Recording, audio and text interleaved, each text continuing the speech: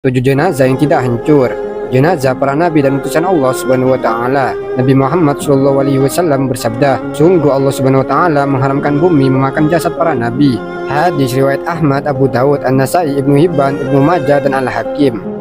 Jenazah ahli jihad fisabilillah. Berangkatlah kamu baik dengan rasa ringan maupun dengan rasa berat, dan berjihadlah dan harta dan jiwamu di jalan Allah Subhanahu wa taala. Yang demikian itu adalah lebih baik bagimu jika kamu mengetahui. Quran Surat Taubah ayat 41.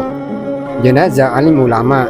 Allah Subhanahu wa taala telah berfirman, niscaya Allah Subhanahu wa taala akan meninggikan orang-orang yang beriman di antaramu dan orang-orang yang diberi ilmu pengetahuan beberapa derajat, dan Allah Subhanahu wa taala mengetahui apa yang kalian kerjakan. Quran Surat Al-Mujadilah ayat 11.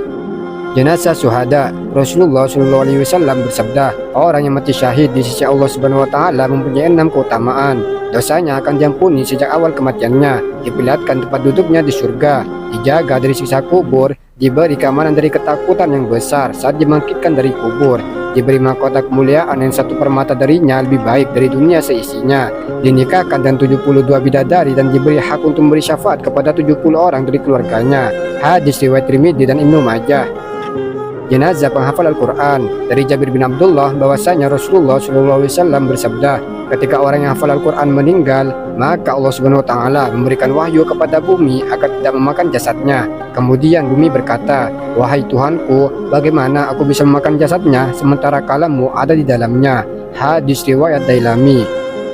Jenazah pemimpin adil menegakkan Islam. Rasulullah SAW bersabda, orang-orang yang berbuat adil nanti pada hari kiamat akan berada di atas mimbar cahaya di sisi Allah Subhanahu wa taala, yaitu mereka yang berbuat adil dalam hukum mereka, dalam keluarga mereka, dan terhadap apa-apa yang mereka urus. Hadis riwayat Ahmad, Muslim dan Nasai.